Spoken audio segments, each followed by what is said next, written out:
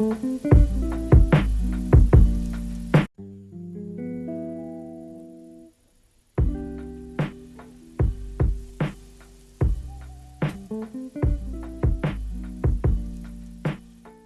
Sunday, I decided to cook a creamy curry mushroom pasta. So I started off by cooking some red lentil pasta. You can probably use any type of pasta though. And then I sauteed an onion until it was translucent, and then I added in some garlic as well as some mushrooms. And I cooked these down really nicely until all of the liquids had released and cooked down. And then I added the spices. So I just added some curry powder, garam masala, cumin, salt and pepper, turmeric, and possibly some other spices, but I kind of just used whatever I felt like using from my pantry. Then I added a can of coconut milk and gave it a nice mix and let that simmer for a few minutes.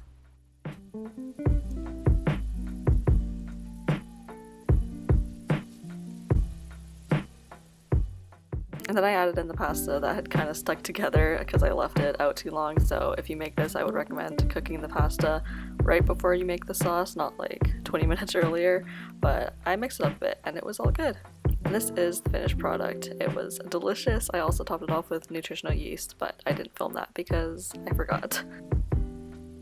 On Monday, I decided to cook up some leftovers in my air fryer, which honestly was one of the best purchases I've ever made in my entire life. It makes your food so crispy and it's super fast, so you don't have to wait for it to sit around in the oven for a long time. And it's also a lot smaller, so you don't have to heat up your entire oven just to cook like a few things. It is a little bit big, but I put it in my closet so it doesn't take up that much space. For supper, I had some cauliflower wings that I'd cooked the other day, and then I froze them, so I was just reheating them in the air fryer, and they get super crispy when you do it this way, so they're really good. After that was done, I also put in one of these spinach and chickpea patties that I got from Costco. And this is the finished supper. The cauliflower wings were a little bit burnt, but they were nice and crispy, so it was really good. And I also paired it with this salad with some crispy chickpeas that I also made in the air fryer.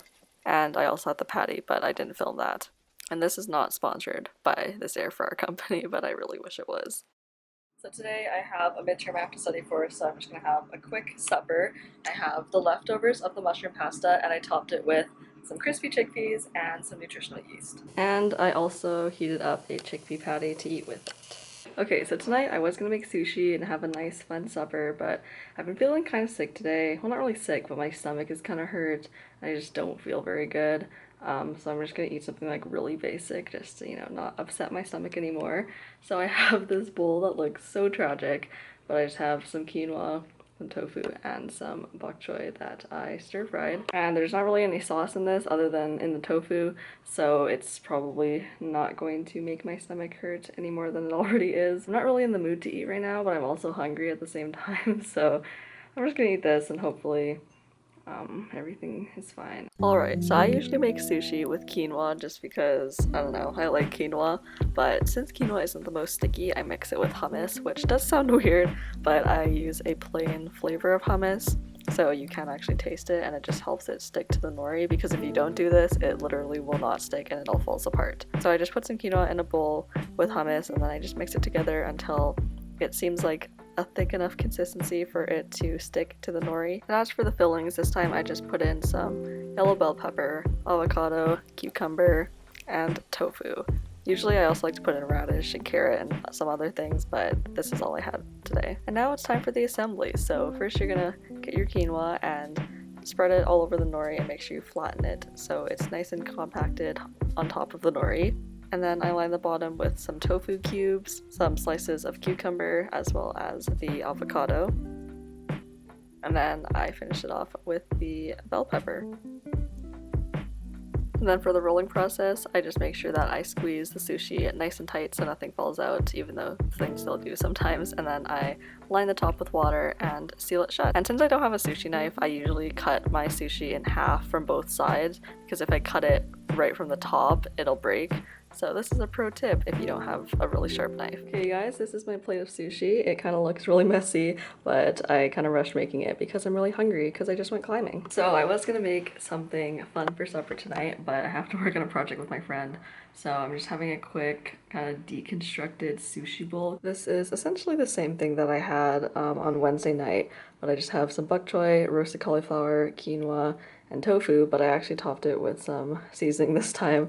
This is the everything but the bagel seasoning from Trader Joe's, and I also put some tahini on it. The everything but the bagel seasoning from Trader Joe's is amazing. It's like my absolute favorite thing, and I wish I could get it in Canada, but sadly I can't. So when we went to the US, we just bought a ton of it. Like I think we got like 12 bottles of it or something like that. We got a lot. Oh yeah, and I'm probably gonna add some soy sauce on it as well, just to spice things up a bit more. And to add the sushi element to it, I'm gonna eat one of these roasted seaweed snack. I'm also gonna top it with this like third of an avocado, but it's really brown, so I'm not gonna show you guys that. And that is my supper for Friday. For the last supper of the week, I made some chili with cornbread muffins.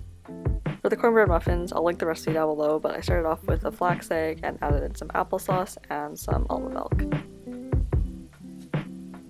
I mixed that up, and then I added in some baking soda that I did not measure, and 1 cup of almond flour and 1 cup of cornmeal. And I also added in some salt.